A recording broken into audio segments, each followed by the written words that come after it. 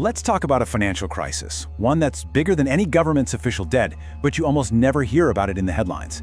It's this quiet, slow-motion crisis, and it's built on a promise that was made to basically all of us about our future, a promise that, as we're about to see, is getting very, very close to breaking.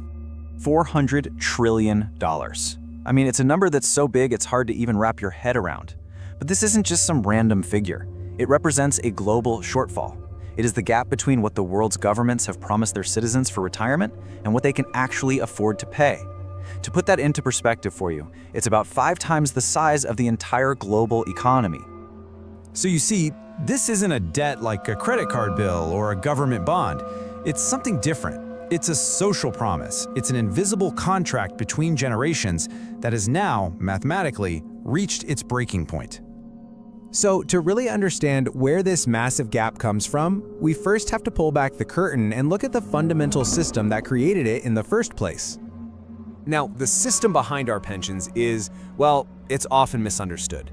It's totally natural to think of it like a personal savings account, right? You put money in, it grows, and then you take it out later. But the reality is, it's not that at all. It's actually built on a promise. See, most countries use what's called a pay-as-you-go system.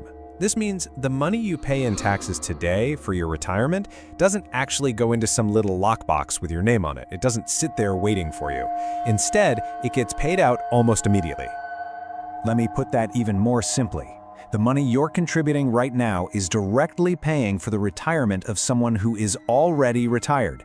You aren't saving for your own future, you're funding someone else's present. The whole system is held together by this unspoken agreement between generations. It only works if the next generation, our kids and grandkids, are willing and, this is the crucial part, able to do the same for us. Now, when this system was designed decades ago, this seemed like a perfectly safe bet. So, what changed? Well, the simple math that made this system look so solid back in the 1940s just doesn't add up anymore. And it was broken by 2 huge demographic shifts that nobody really saw coming.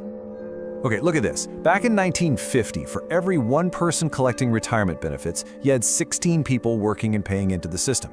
That's a really stable pyramid. But today, that ratio has just collapsed. We're at less than 3 workers for every 1 retiree, and that right there puts an unbelievable strain on the whole system. So, what caused that collapse? The first reason is pretty simple. We all started having fewer children. In the 1950s, the global average was almost 5 kids per woman. Today, in most developed countries, it's below 2. And fewer kids means fewer future workers to support a growing number of retirees.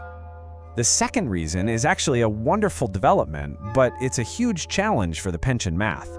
We are all living significantly longer. The system was designed when a retirement might last, say, 10 years. Now, it's totally normal for people to be retired for 20 years or even more.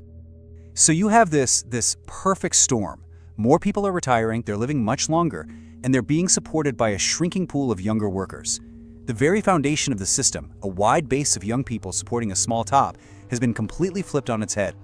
Now, the math here is crystal clear. Economists have been sounding the alarm on this for years. So why haven't governments fixed it? Well, the answer is that the only available solutions are politically toxic. I mean, just look at the options. You can see the dilemma, right?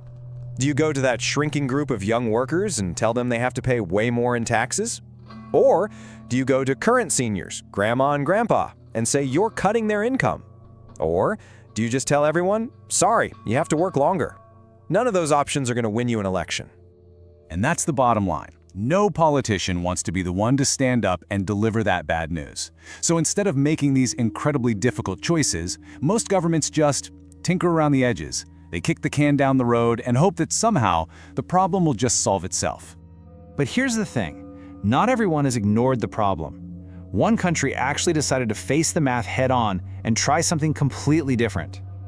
Back in the late 1990s, Sweden looked at the numbers and realized its system was on a collision course with reality.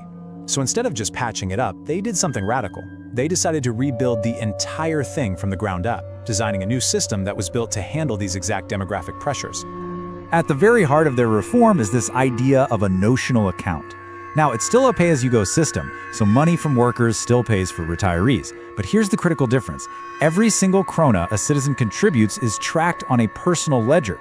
So think of it less like a savings account and more like a running tally of exactly what you've paid in over your lifetime.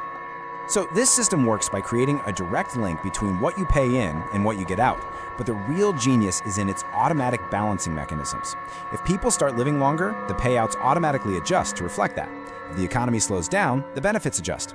It essentially takes the day-to-day politics out of the equation and grounds the whole system in mathematical and economic reality. And all of this brings us to the real heart of the issue. Because while the numbers are absolutely staggering, this crisis is about something much more fundamental than just money. You know, the entire idea of a state pension is really a promise from society to each individual. It says, if you work hard your whole life and contribute, we will take care of you when you're old. It's a cornerstone of the social contract that holds everything together.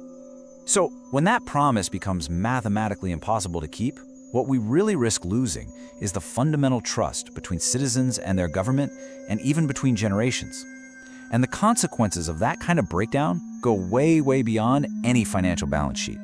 And that leaves us with one final, really crucial question.